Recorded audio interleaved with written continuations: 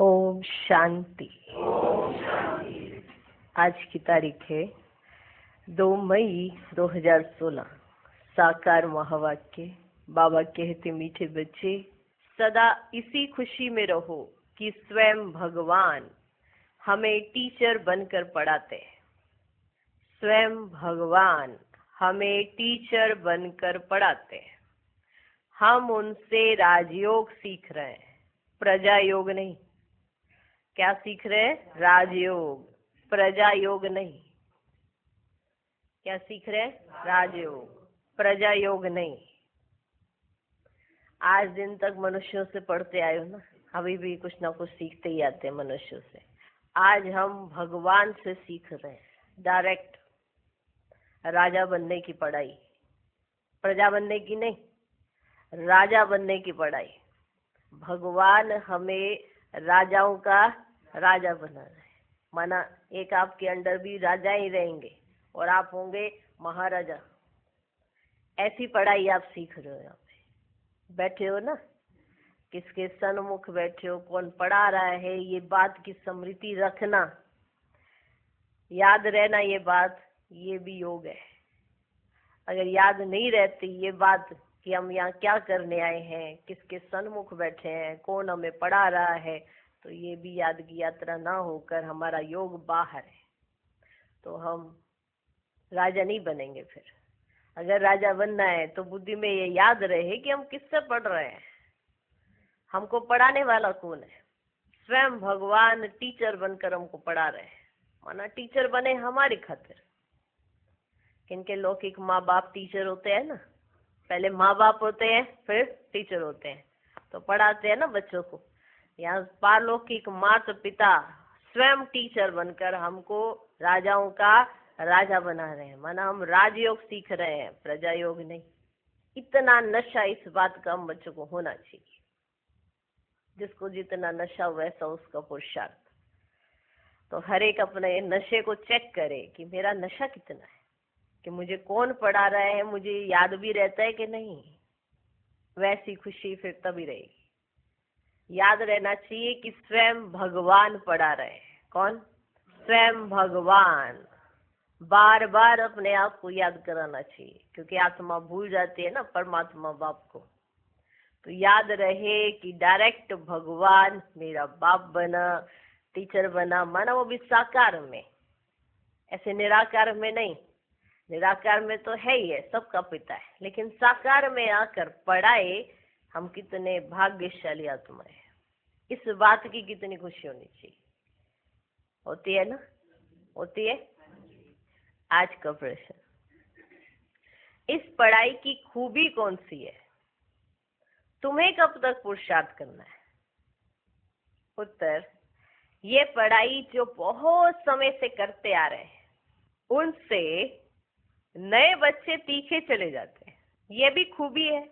जो 3 मास के तीखी बुद्धि वाले, माना तीव्र पुरुषार्थी, नए बच्चे पुरानों से भी आगे जा सकते हैं।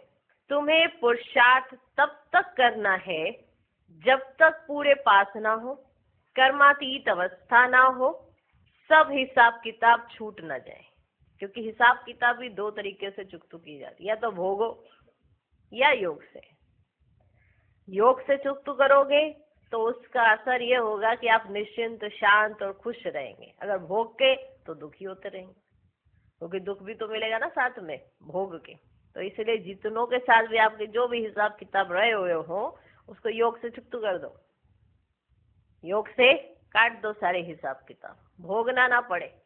नहीं तो रोना पड़ेगा, क्योंकि जब भोगनी पड़ती है तो रोना भी पड़ता है, दुख भी होता है। तो ना भोगना पड़े, ना दुखी होना पड़े, ना रोना पड़े। इसलिए हिसाब किताब कैसे चुकतू करोगे? योग से। याद की यात्रा में रहकर सारे हिसाब किताब चुकतू करा दो, भस्म करा दो। ठीक है। ओम शांति। बच्चे कहाँ बैठे हैं? बेहद के बाप के स्कूल में। कहाँ बैठे हैं? बेहद के बाप के स्कूल में, है ना? स्कूल में बैठे हैं ना? आपको लगता है आप स्कूल में बैठे हो? कोई पट पे बैठा, कोई छोटी छोटी ऐसे चेयर्स पे बैठा है, तो ये क्या है, बेहद के बाप के स्कूल में बहुत ही ऊंचा नशा होना चाहिए बच्चों को। किसके बच्चों को? बेहद के बाप के बच्चों को अथवा रूहानी बच्चों को क्या होना चाहिए? नशा होना चाहिए, इतना ऊंचा नशा होना चाहिए कि हम हैं कौन। बाप रूहों को ही पढ़ाते हैं, गुजराती व मराठी को नहीं पढ़ाते हैं। वे तो नाम रूप हो गया ना, ये गुजराती है, ये मराठी है, ये तो नाम रूप हो गया। बाबा पढ़ाते रूहों को। किसको? रूहों को। बाप पढ़ाते ही ये रूहों को। तुम बच्चे भी समझते हो हमारा बेहद का बाप वही है जिसको भगवान कहते हैं। भगवानुवाच भी है जरूर, परंतु भगवान किसको कहा जाता है ये समझते नहीं है। भगवानुवाच है, परंतु भगवान किसको कहा जाता है ये समझते नहीं है। कहते भी हैं शिव परमात्मा नमः। परमात्मा तो एक ही है, वह है ऊंचते उच्च निराकार। तुमको श्री कृष्ण भगवान नहीं पढ़ाते, ना पढ़ाया था। तुम जानते हो हम आत्माओं का बाबा हमको पढ़ा रहे हैं। भगवान तो निराकार ही ठहरा। शिव के मंदिर में जाते हैं, उनकी पूजा भी करते हैं, तो जरूर कोई चीज है। नाम रूप से न्यारी कोई चीज थोड़ी होती है। ये भी तुम अब समझते हो, सारी दुनिया में कोई भी नहीं जानते हैं। तुम भी अभी जानने लग पड़े हो, बहुत समय से जानते आए हो। ऐसे भी नहीं बहुत समय से आने वालों से नए तीखे नहीं जा सकते हैं। ऐसी बात नहीं है कि बहुत समय से ये आ रहे हैं तो यही आगे है, नहीं, इनसे भी आगे नए जा सकते हैं। ये भी खूबी है। 3 मास के नए बच्चे भी बहुत तीखे हो सकते हैं। कहते हैं बाबा इस आत्मा की बुद्धि बहुत तीखी है। नए जब सुनते हैं तो बड़े गदगद होते हैं कि हमारे लिए चांस है, इसका मतलब। हाँ, नए जब सुनते हैं तो बहुत गदगद होते हैं। है तो सब गॉडली स्टूडेंट। निराकार बाप ज्ञान का सागर पढ़ा रहे हैं, भगवानुवाच भी गाया हुआ है, परंतु कब यह भूल गए हैं। अभी तुम बच्चे जानते हो ऐसे भी कोई होते हैं जिनका बाप टीचर होता है, माना लौकिक में पिता है लेकिन वो टीचर है। ऐसे भी कई होते हैं, परंतु वे सिर्फ एक ही सब्जेक्ट पढ़ाएंगे, दूसरी सब्जेक्ट लिए दूसरा टीचर पढ़ाएंगे। यहाँ तो बाप सब बच्चों का टीचर है। ये वंडरफुल बात है। ढेर बच्चे हैं जिनको निश्चय है शिव बाबा हमको पढ़ाते हैं। श्री कृष्ण को बाबा कह नहीं सकते, श्री कृष्ण को ऐसे टीचर गुरु भी नहीं समझते। ये तो प्रैक्टिकल पढ़ा रहे हैं। तुम भिन्न भिन्न प्रकार के स्टूडेंट्स बैठे हो, बाबा टीचर पढ़ाते हैं। जब तक तुम पास हो जाओ, कर्मातीत अवस्था को पालो, तब तक पुरुषार्थ करना है। कर्मों के हिसाब किताब से छूटना है। तुम्हें अंदर में बड़ी खुशी होनी चाहिए। बाबा हमको ऐसी दुनिया में ले जाते हैं, और कोई ऐसे स्कूल होते ही नहीं जो बच्चे बैठे हो और समझे परम धाम निवासी बाबा आकर हमें पढ़ाएंगे। और किसी स्कूल में ऐसे नहीं होगा कि जहाँ पे बच्चे बैठे हो और वो ये समझते हो कि परम धाम निवासी बाबा हमको आकर पढ़ाएंगे।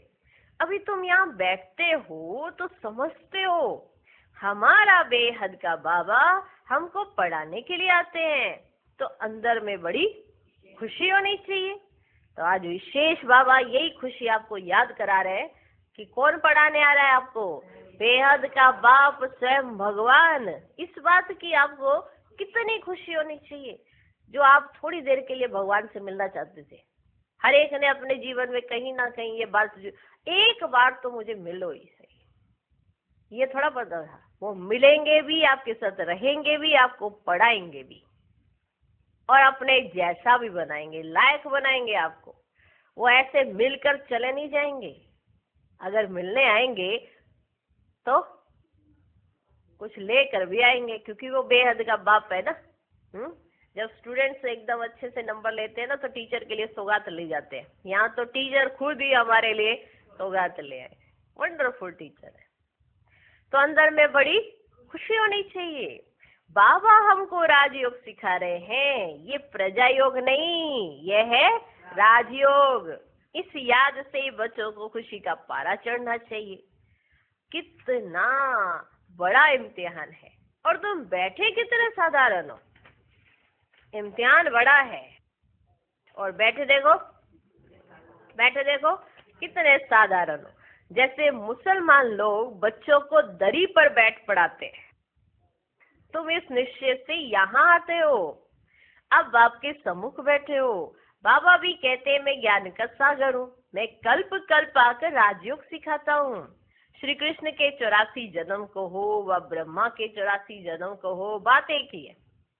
ब्रह्मा तो श्री कृष्ण है, ये बुद्धि में अच्छी रीति धारण करना है। बाप के साथ बड़ा लव रहना चाहिए। हम आत्माएं उस बाप के बच्चे हैं, परम पिता परमात्मा आकर हमको पढ़ाते हैं। श्री कृष्ण तो हो ना सके, ऐसे थोड़ी श्री कृष्ण ने पढ़ाया होगा, ताज आदि उतार कर आया होगा। ताज आदि उतार कर आया होगा। अब पढ़ाने वाला तो बुजुर्ग चाहिए। बाप कहते हैं मैंने बुजुर्ग तन लिया है, ये फिक्स है। शिव बाबा ब्रह्मा द्वारा ही पढ़ाते हैं। कहते भी हैं बरोबर परम पिता परमात्मा ब्रह्मा द्वारा स्थापना करते हैं। अब ब्रह्मा कहाँ से आया ये समझते ही नहीं है। बाप बैठ घड़ी घड़ी बच्चों को सुजाग करते हैं, मन जगाते हैं। माया फिर सुला देती है। अब तुम सम्मुख बैठे हो, समझते हो कि मैं तुम्हारा रूहानी बाप हूँ, मुझे जानते हो ना। गाते भी है परम पिता परमात्मा ज्ञान के सागर पतित पावन दुख हरता सुख करता है। श्री कृष्ण के लिए ये कभी नहीं कहेंगे। सबको इकट्ठा तो नहीं पढ़ा सकते, अब सब बच्चों को इकट्ठा तो एक स्थान पर नहीं पढ़ा सकते। मधुबन में मुरली चलती है, वह फिर सब सेंटर्स पर जाती है। तुम अभी सम्मुख हो, जानते हो कल्प पहले भी बाबा ने ऐसा पढ़ाया था। यही समय था जो पास्ट हो गया, वह फिर अभी प्रेजेंट होना है। भक्ति मार्ग की बातें तो अब छोड़ देनी है, भक्ति मार्ग की बातें तो अब छोड़ देनी है। अभी तुम्हारी ज्ञान से प्रीत पढ़ाने वाले से प्रीत है। अभी तुम्हारी है ज्ञान से प्रीत पढ़ाने वाले से प्रीत है। कोई जब टीचर से पढ़ते हैं तो उनको सौगात देते हैं। क्या देते? सौगात देते। ये बाबा तो खुद ही सौगात देते हैं। यहाँ टीचर खुद ही अपने बच्चों को सौगात देते हैं। यहाँ आकर साकार में बच्चों को देखते हैं, ये हमारे बच्चे हैं, ये हमारे बच्चे हैं। ये भी बच्चों को ज्ञान है, सब 84 जन्म नहीं लेते हैं। कोई का एक जन्म तो भी उसमें सुख दुख पास करेंगे। अगर किसी का करके एक जन्म भी हुआ तो भी उसे एक ही जन्म में सुख दुख पास करना है। अभी तुम इन सब बातों को समझ गए हो। वह मनुष्य सृष्टि का सिजरा है। पहले नंबर में ब्रह्मा सरस्वती आदिदेव आदिदेवी, पीछे फिर अनेक धर्म होते जाते हैं। वह है सर्वात्माओं का बीज, बाकी सब है बचे पत्ते। प्रजापिता ब्रह्मा सबका बाप है। इस समय प्रजापिता हाजिर है। ये बैठ शुद्र से कन्वर्ट कर ब्राह्मण बनाते हैं, ऐसे कोई कर ही ना सके। बाप ही तुमको शुद्र से ब्राह्मण बनाए फिर देवता बनाने लिए पढ़ा रहे हैं, ऐसे कोई भी कर ना सके। देखो कितनी वंडरफुल बात है। ये है ही बच्चे सहज राजयोग की पढ़ाई। राजा जनक ने भी सेकंड में जीवन मुक्ति को पाया, अर्थात स्वर्गवासी बन गया। मनुष्य गाते तो रहते हैं परंतु फिर भी समझा नहीं सकते। गाते तो रहते हैं परंतु फिर भी समझा नहीं सकते। अब बाप कहते बच्चे देही अभिमानी भव। क्या करो? माना बनो भी देही अभिमानी। अपने को आत्मा समझो और फिर हर कार्य करो। ऐसे शरीर समझ के करेंगे तो देह अभिमान आ जाता है ना। तो बाबा कहते बच्चे देही अभिमानी बनो। तुम अशरीरी आए थे, फिर शरीर लेकर पाठ बजाया। समझ में आया? अशरीरी आए थे, फिर यहाँ शरीर लिया, फिर क्या किया? पाठ बजाया। बरोबर 84 जन्म लिए। बाप जो ट्रुथ है वह सत्य ही बताएंगे। एक बाबा ही तो ट्रुथ है, वही तो सबको सच बताएंगे। तो यही सत्य है कि हमने 84 जन्म लिए, हमने ऐसे पाठ बजाया, पर आए थे अशरीरी, शरीर लिया यहाँ, फिर शरीर से पाठ बजाया, कितनी बार? 84 बार। बाप जो ट्रुथ है वे सत्य ही बताएंगे। राजधानी हुई ना, राजयोग एक थोड़े ही सीखेंगे। तुम सब अभी कांटों से फूल बन रहे हो। कांटा और फूल किसको कहते हैं यह भी अब तुम समझ रहे हो कि रियल में कांटा और फूल किसे कहा जाता है। ये है ही छीछी कांटों की दुनिया। हम 84 जन्मों का चक्र लगाए, नरकवासी हुए हैं। फिर से वर्ल्ड की हिस्ट्री ज्योग्राफी रिपीट करेंगे। हम फिर से जरूर स्वर्गवासी बनेंगे। कल्प कल्प हम बनते हैं। घड़ी घड़ी ये याद करना है और नॉलेज समझानी है। ये लक्ष्मी नारायण सूर्यवंशी थे। क्राइस्ट आया, उनसे पहले बहुत थोड़े थे, राजधानी नहीं थी। अब बाप आकर सत्य की राजधानी स्थापन करते हैं। स्थापना होती है संगम पर। कब होती है? संगम पर। अभी तुम्हारी बुद्धि में है कि यह है सच्चा सच्चा कुंभ का मेला। समझी? कब है? संगम पर। ये अभी तुम समझते हो मन, अभी तुम्हारी बुद्धि में ये है कि यह है सच्चा सच्चा कुंभ का मेला। आत्माएं अनेक हैं, परमात्मा एक है। आत्माएं अनेक है, परमात्मा एक है। परमात्मा बाप बच्चों के पास आते हैं पावन बनाने। इसको ही संगम युग का कुंभ का मेला कहा जाता है। अभी तुमको ज्ञान का तीसरा नेत्र मिला है। बाप आकर स्वर्गवासी बनाते हैं, फिर नरक पुरानी दुनिया का विनाश जरूर होना है, होना चाहिए ना। कल्प कल्प विनाश होता ही है। नई सो पुरानी, पुरानी सो नई होती है, ये तो जरूर होगा ना बच्चे। नई को स्वर्ग और पुरानी को नरक कहा जाता है। अभी तो कितने मनुष्यों की वृद्धि होती जाती है। अनाज नहीं मिलता है तो समझते हैं हम बहुत अनाज पैदा करेंगे, परंतु बच्चे कितने पैदा होते रहते हैं। ये समझते हैं कि अनाज इतना नहीं मिला, प्रॉपर नहीं था, तो अगली बार देखना हम बहुत अनाज पैदा करेंगे। बाबा कहते परंतु बच्चे कितने पैदा होते रहते हैं, अनाज कहाँ से लाएंगे। अभी तुम बच्चों को ये खातिरी है कि ये सारी पुरानी दुनिया खत्म होनी है। मनुष्यों को ये ज्ञान अच्छा भी लगता है, ज्ञान बड़ा अच्छा है, परंतु बुद्धि में कुछ भी बैठता नहीं है। ज्ञान अच्छा है, लेकिन अगर बुद्धि में ही ना बैठे तो सोचो। ज्ञान बड़ा अच्छा लगता है, परंतु बुद्धि में कुछ भी बैठता नहीं है। तुम्हारी बुद्धि में है नरक के बाद स्वर्ग आएगा। सोचो, ज्ञान इतना वंडरफुल और इतना सहज भी है, लेकिन ये किसी किसी की बुद्धि में बैठता है।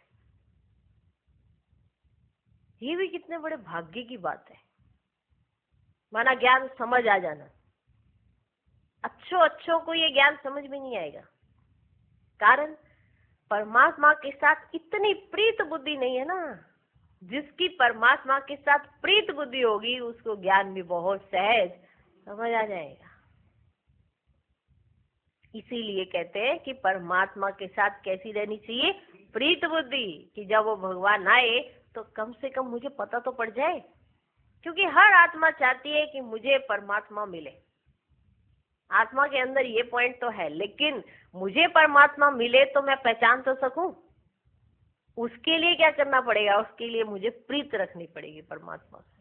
अगर नहीं रखी होगी और सोचेंगे कि ऐसे ही हो जाएगा, ऐसा तो नहीं होता। प्रीत तो रखनी पड़ेगी। तो बाबा समझाते हैं मनुष्यों को ये ज्ञान अच्छा भी लगता है, परंतु बुद्धि में कुछ भी बैठता ही नहीं है। तुम्हारी बुद्धि में नरक के बाद स्वर्ग आएगा। सत्यु के देवी देवता होकर गए हैं।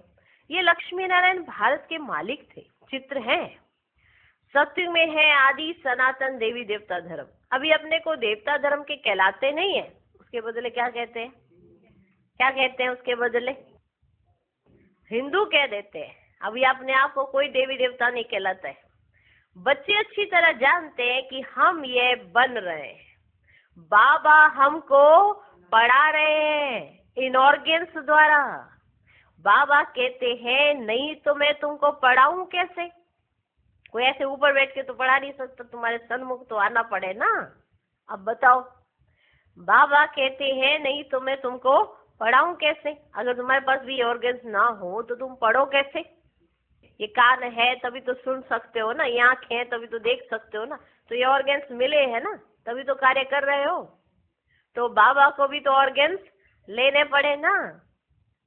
बाबा अपने ऑर्गन्स नहीं ले सकते, पर काया प्रवेश करते हैं, अभी तो परमात्मा है। बाबा कहते नहीं तो मैं तुमको पढ़ाऊं कैसे? आत्माओं को ही पढ़ाते हैं, क्योंकि आत्मा में ही खाद पड़ती है। अभी तुमको सच्चा सोना बनना है। गोल्डन एज से सिल्वर एज में आए, अर्थात चांदी की खाद पड़ने से तुम चंद्रवंशी बन जाते हो। सत्युग में गोल्डन एज में थे, फिर वही नीचे उतरते हैं, फिर वृद्धि भी होती जाती है। अभी तुम्हारी बुद्धि में है हम गोल्डन, सिल्वर, कॉपर, आयरन में 84 का चक्र लगा कर आए। गोल्डन, सिल्वर, कॉपर, आयरन में पूरा 84 का चक्र लगा कर आए। अनेक बार ये पाठ बजाया है। इस पाठ से कोई भी छूट नहीं सकता, कोई भी छूट नहीं सकता है इस पाठ से। वो कहते हैं हमको मोक्ष चाहिए, लेकिन वास्तव में तंग तो तुमको होना चाहिए। 84 का चक्र तो तुमने लगाया है, समझ में आया? माना वो कहते, माना जो आए हैं द्वापर से, जो आए हैं द्वापर से, वो कहते हैं मोक्ष चाहिए, मोक्ष चाहिए। बाबा कहते तंग तो तुम्हें होना चाहिए, क्योंकि 84 का चक्र तो तुमने लगाया है। समझे? देखो बाबा कैसे रमणीकता से वो बात बताते कि तुमने 84 का चक्र लगाया है, उन्होंने नहीं, फिर भी उनको ही मोक्ष चाहिए। 84 का चक्र तो तुमने लगाया है। मनुष्य समझते आना और जाना होता ही रहता है, इनसे क्यों ना हम छूटे। ये क्या है आना और जाना, चलो छूटते हैं इससे, वो ऐसे ही सोच लेते हैं। और आप ऐसा नहीं सोचते हो, परंतु ये तो हो ही ना सके। गुरु लोग भी कह देते हैं तुम मोक्ष को पाएंगे, ब्रह्म को याद करो तो ब्रह्म में लीन हो जाएंगे। अनेक मत मतांतर भारत में ही है, और कोई खंड में इतने नहीं है, ढेर की ढेर मत है, एक ना मिले दूसरे से। रिद्धि सिद्धि भी बहुत सीखते हैं, रिद्धि सिद्धि भी बहुत सीखते हैं, और उसको भी वो सही समझ लेते हैं। देखो कोई केसर निकालते, कोई क्या ऐसे हाथ से ना निकाल के देते हैं, केसर निकाल रहे, कोई क्या निकाल रहे, कोई क्या निकाल रहे, और सब जितने भी मनुष्य मात्र है ऐसे माना नतमस्तक। रिद्धि सिद्धि भी बहुत सीखते हैं, कोई केसर निकालते, कोई क्या, इसमें मनुष्य बहुत खुश होते हैं। यह तो है स्पिरिचुअल नॉलेज। तुम जानते हो स्पिरिचुअल फादर है हम आत्माओं का बाप। रूहानी बाबा रूहों से बात करते हैं, सत्यनारायण की कथा आकर सुनाते हैं, वह अमर कथा सुनाते हैं, जिससे अमर लोक का मालिक बनाते हैं, नर से नारायण बनाते हैं, फिर कोड़ी मिसल बन पड़ते हैं। अभी तुमको हीरे जैसा अनमोल जन्म मिला है, फिर कोड़ियों पिछाड़ी क्यों गवाते हो? यह दुनिया ही बाकी कितने वर्ष होगी, कितने लड़ाई झगड़े होते रहते हैं, सब खत्म हो जाएंगे। मौत सामने खड़ा है, फिर इतने लाख करोड़ कौन बैठ खाएंगे? क्यों नहीं इनको सफल करना चाहिए? ये रूहानी कॉलेज खोलने से मनुष्य अगर हेल्दी, वेल्दी, हैप्पी बन जाते हैं। सो भी ये कंबाइंड है, हॉस्पिटल और यूनिवर्सिटी। हेल्थ, वेल्थ, हैप्पीनेस तो है ही, बरोबर योग से आयु भी बहुत बड़ी होती है। कितने तुम हेल्दी बनते हो, कारून का खजाना मिलता है। अल्लाह अवलदीन का नाटक भी दिखाते हैं ना। तुम जानते हो अल्लाह जो आदि सनातन देवी देवता धर्म स्थापन करते हैं, उसमें बहुत सुख है। नाम ही है बच्चे स्वर्ग।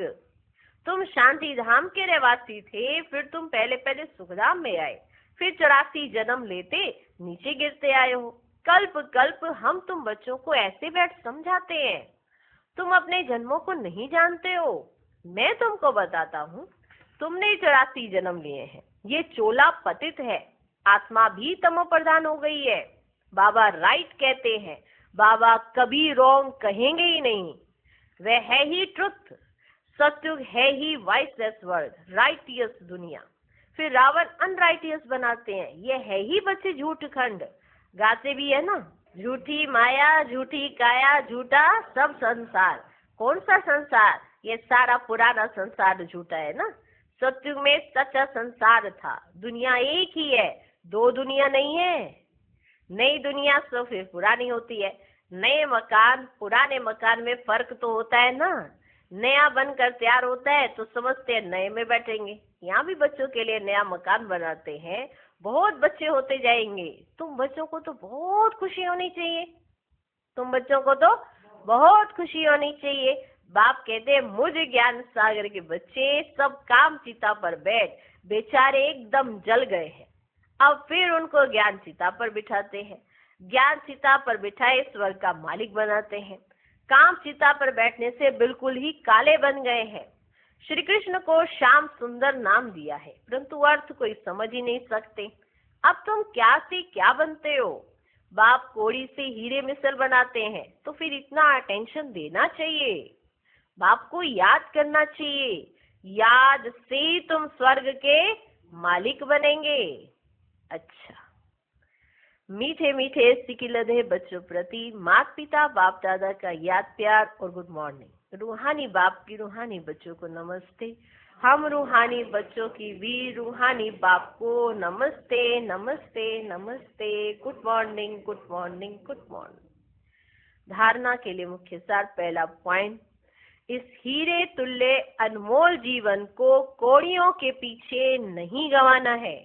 मौत सामने खड़ा है, इसलिए अपना सब कुछ रूहानी सेवा में सफल करना है। दूसरा पॉइंट, पढ़ाई और पढ़ाने वाले से सच्ची प्रीत रखनी है। भगवान हमको पढ़ाने आते हैं, इस खुशी में रहना है। आज का वरदान, सदा देह अभिमान व देह की बदबू से दूर रहने वाले इंद्रप्रस्थ निवासी भव। कहते हैं इंद्रप्रस्थ में सिवाय परियों के और कोई भी मनुष्य निवास नहीं कर सकते। मनुष्य अर्थात जो अपने को आत्मा ना समझ देह समझते हैं। तो देह अभिमान और देह की पुरानी दुनिया, पुराने संबंधों से सदा ऊपर उड़ते रहो। जरा भी मनुष्यपन की बदबू ना हो। मनुष्य माना जो अपने आप को शरीर समझते हैं, तो जरा भी मनुष्यपन की बदबू ना हो। देही अभिमानी स्थिति में रहो, ज्ञान और योग के पंख मजबूत हो, तब कहेंगे इंद्रप्रस्थ निवासी। आज का स्लोगन, अपने तन मन धन को सफल करने व सर्व खजानों को बढ़ाने वाले ही समझदार हैं। ओम शांति।